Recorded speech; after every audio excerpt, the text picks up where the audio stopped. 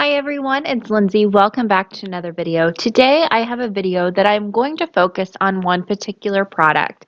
Today that is going to be the Crafters Workshop modeling paste. So the Crafters Workshop has a lot of different mediums, but the one that I want to focus on today is their modeling paste. This product comes in a lot of different colors, which I will go over in just a moment, but it also comes in two different sizes. You have the 8-ounce, and then you also have a smaller 2-ounce, which that is really great for those colors you aren't going to use as often.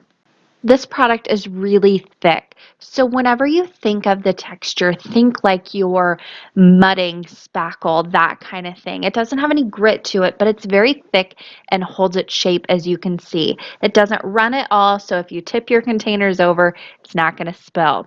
Now with this, you want to clean it with soap and water immediately. It will dry on your tools and then it's not going to go anywhere. And this is perfect for adding the structure and dimension and texture you want on your projects, and especially mixed media projects. Let's break down the colors. So the first is just the white modeling paste, just the normal modeling paste. Very nice white color. Then you have the clear modeling paste. Now you might think, oh, this dries clear. No, that's not what this is. This is like the base modeling paste, where then you want to go in and you want to add color to it. So you can mix up your own colors of modeling paste. You can mix in inks, which I will do later on in this video, acrylic paints, powdered watercolor, that kind of thing. Now, as you can see, when you put this over an ink, it's not clear, but it does add a little bit of a hazy effect. If you want that nice, clear, kind of shiny coating or even a matte coating, but you want it nice and clear, I suggest using a gel medium for that. It comes in the gloss, it comes in the matte. For this, it really is about adding that texture and just kind of building up the texture with this. It is a little bit of a gray cast too, you can see, compared to the white. Now next up is the light and fluffy. This is a little bit more airy than the normal modeling paste. So where that normal modeling paste is more of a drywall spackle, this I would think of like a cake frosting. And there are a lot of neat techniques you can do with that. I'll leave some link down below. I've done some videos with it. And finally is the white pearl. This is gorgeous. Now you might be thinking, how does this differ from the shimmery goodness from the Crafters Workshop? Well, this has more dimension, and the shimmery goodness is much thinner and runnier to mix in with your other mediums. Here's a look at those first four so you can see how they compare to each other. You have your clear for mixing in your own colors, your regular normal white, and then your white pearl with that little bit of shine, and light and fluffy. Next up is the black modeling paste. This stuff is amazing for adding texture, but also it is opaque and it is matte and nothing is getting through. It's great to go over very bright backgrounds. And then next is the markazite. I hope I'm saying that right, silver. Then we have another silver, which is the sterling silver. I will compare these all for you in just a moment because there are quite a few tones of the same color. Then we have the platinum modeling paste, which is a nice bright silvery color, just a little bit lighter than the other ones. Here is a look at all of them compared to each other. So you have the black, you have the markazite, the sterling, and the platinum. Each one has its own unique tone, and it goes from lightest to darkest. All right, let's go over the goldish coppery colors. The first is Copper Penny, which is a very, very bright copper color. Has a little bit of a reddish tinge to it. Then next up we have the Antique Gold, which is kind of a mix between the copper and the gold, so you have a nice kind of balance there. Then we have a really pretty Grecian gold, which is a bright but still very warm gold. Now finally we have the yellowest gold of them all, which is the champagne gold. Now whenever you're looking at these on video, again, they can all look very similar and you're wondering what the difference is. So let's compare all four of these next to each other. You have the copper, the antique gold, the Grecian, and the champagne. You can see while they're all golds and coppers, they still have very different tones to them. And hopefully that gives you a better idea of what colors you love and will use the most. Here's a look at all of them right next to each other, again, just for comparison. Now, to put these on, you are going to need some kind of tool to put them on. My favorite, of course, is a palette knife. There are so many tools and palette knives in general on the market. I use this set. It's a very inexpensive set, so if I break it or I let something dry on it, which I've been known to do, I don't break the bank if I need to get rid of these and toss these. There's also an array of sizes in here, so I can choose which one I want. I buy mine on Amazon. I'll leave a link down below. Another tool is more of like a scraper tool. Here I have the Imagine Squeegee. There are a lot of different kinds of these on the market. I don't use them as much, but for larger areas, they're great. So now that I've shown you all the different modeling pastes that the Crafters Workshop offers, let me show you some of my favorite ways to use them. So the first thing that I love to do with them is put them over and through stencils onto backgrounds that I make. I love to make my own backgrounds, and this is the perfect way to use them.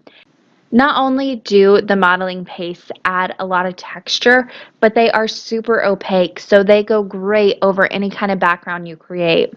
The first background I like to put these over is watercolor backgrounds. I put these over a lot of just very quick ombre watercolor backgrounds that I make. For this, I'm working on Arteza watercolor paper, and I'm using the Arteza brushes to do a very, very quick ombre background. I start with my darkest up at the top, then light, then mix a little in between, and then I'll use a water brush to blend these out. You can see too that I have taped my watercolor paper down to a hardboard. This is just going to make everything super quick for me.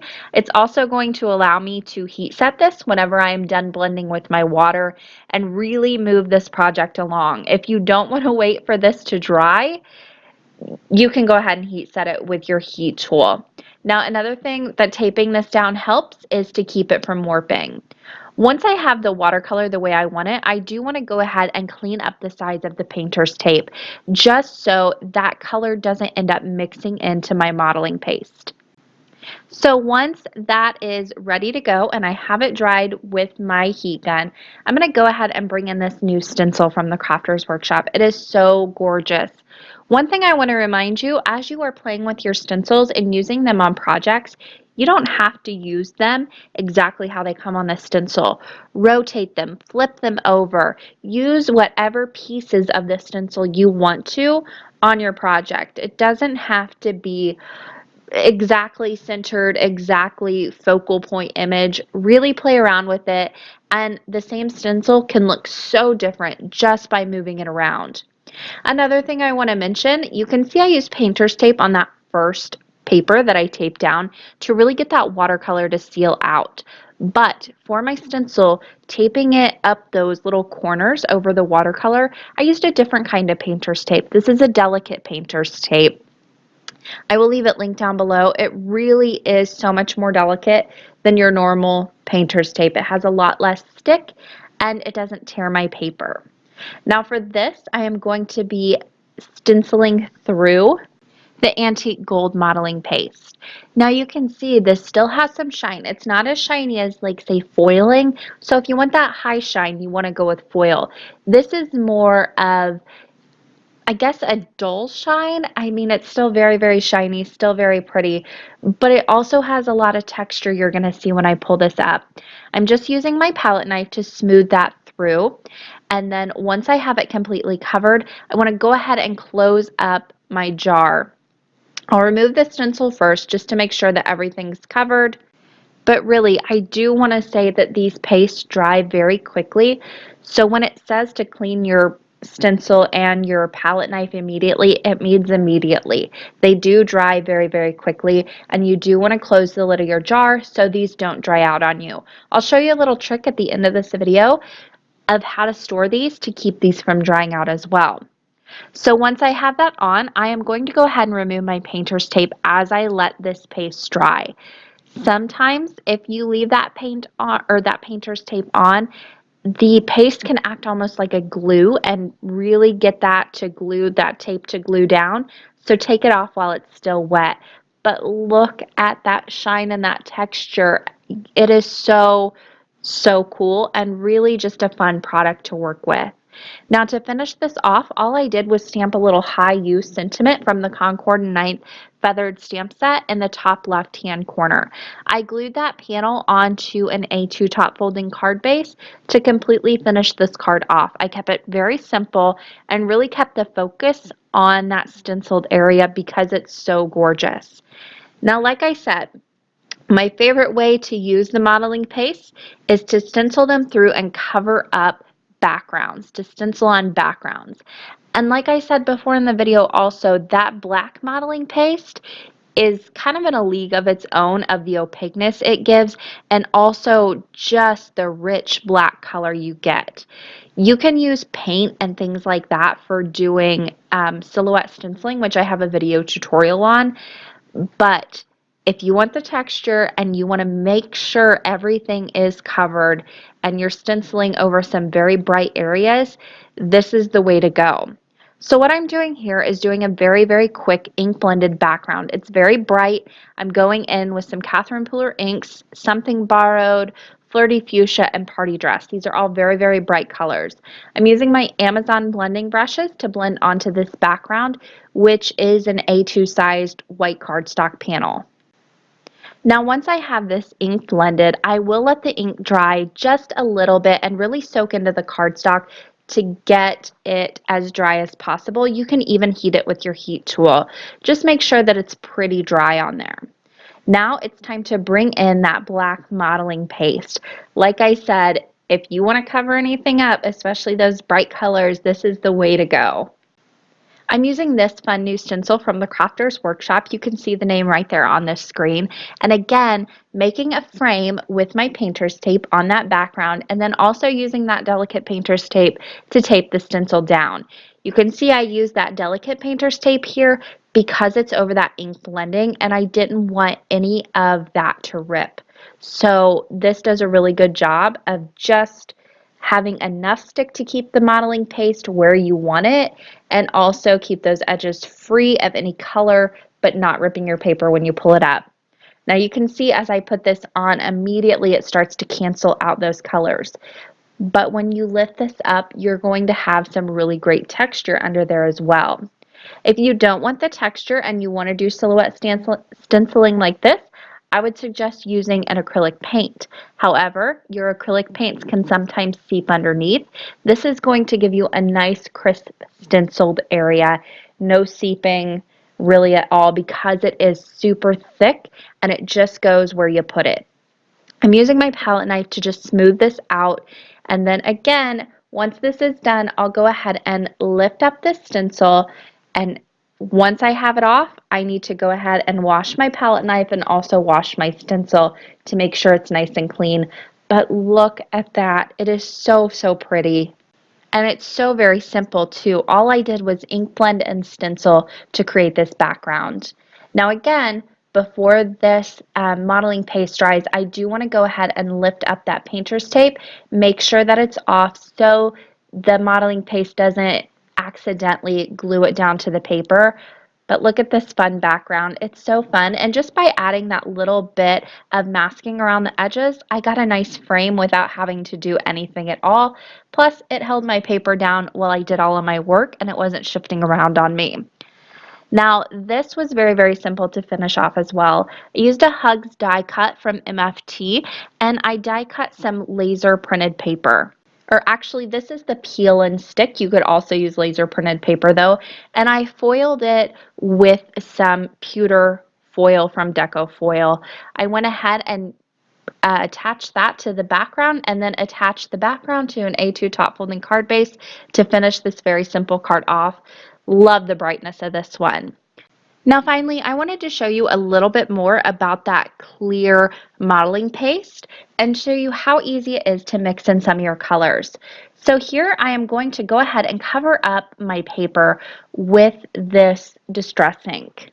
This is Right Persimmon. I want it as dark as possible, so I'm going straight from the ink pad and really pressing this into my paper. If you had a full-size ink pad, this would be much easier, but I'm just using what I have on hand and really getting this saturated with color. Now, once this is all colored up, then I'm going to bring in my clear modeling paste. This is a great product to do some tone-on-tone stenciling and have that added texture in. So again, I'll let that dry for a little bit. You do want to let the ink soak into the paper and dry a little bit. Then I'm going to add some color to my clear modeling paste. I want it a little bit lighter, so I'm starting off with some dried marigold, which is just like a step down from the right persimmon, a little bit less on the red side, a little bit more on the orange side, as you can see.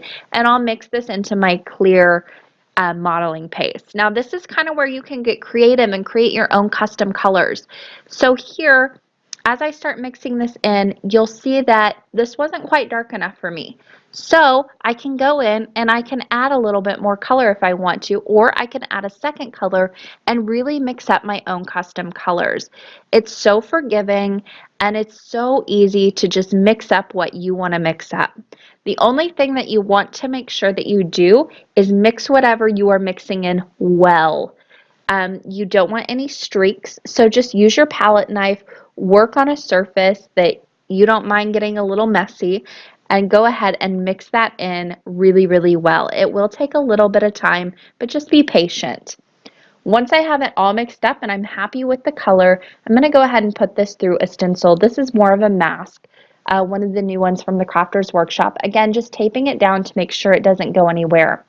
Then I'll just make sure this is nice and mixed up and start putting it through my stencil. Again, using that palette knife and letting it kind of do all the work and making sure it's nice and smooth and everything's covered. Now when this goes on, it is a little bit more white. It has more of a whitish tinge than it's going to, and it's a little bit more opaque than it's going to be as well. The other modeling paste, you aren't really going to see a difference once they dry. However, this one you will. It still has that clear base, so you will get a little bit of that translucent look with it. If you want a pure opaque color, I would suggest using the regular modeling paste and mixing in a little bit of your color with that, and that's going to give you the nice opaque color. But with the clear, you get just a little bit more translucence than you do with the regular. So I'll go ahead and remove that mask and look at that. This one's a fun one.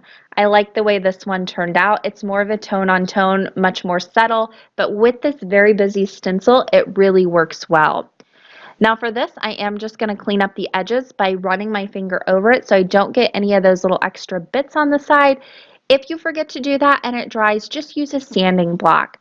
But look at the difference between when it was wet and now that it's dry. It really is a tone-on-tone look, and it's so neat and so subtle. But it still has all that dimension, as you can see. Such a neat look. Now for this, again, kept it very simple. I used a Hello Lawn Fawn die cut that I did a little bit of black foiling onto to add some shine. I attached that to a piece of pattern paper that I popped up with some dimensional adhesive. And then those little hearts are from Scrappiness. I just glued a few of those around to add a little bit of interest. And I kept those in black and white because I have so many bright colors already going on this card. But this is a fun one, and I absolutely love the way it turned out. So that is the last project, but I still want to share just a few little more tidbits of information. To clean my stencils, I take them to my sink and just use some dish soap and like a little bit of a scratchy sponge, especially if any little bits have dried on there, it will take it right off, and that's what I use to clean my stencil and my palette knives. Now, to store these, especially for long term, if you're not going to use them for a little bit, I like to cover mine with plastic wrap before I put the lid on. This is just going to seal everything in and keep it from drying out, especially around the top edge where the lid screws on. So I despise plastic wrap. I don't use it in my kitchen other than like when I'm making bread because you need to. But other than my craft room, I really don't use this, but it is so helpful here. It really keeps everything nice and secure. I cut a little piece, put it over the top, and hold it down around the edges. Then I just take the cap and screw it on over that plastic wrap. It's going to be nice and secure. It acts as a little sealant. It's not going to dry out on you. It'll be perfect every time you open it. So there's a little trick if you're having trouble with that, especially in very dry climates. That is going to do it for me today. I hope you guys enjoyed a look at this very, very fun product from the Crafters Workshop. There are a ton of different options, so I hope you got some ideas on how to use it. I want to thank you guys for watching. Don't forget the description box for all the information down below. And if you haven't subscribed, you can do that now. Happy crafting, everyone.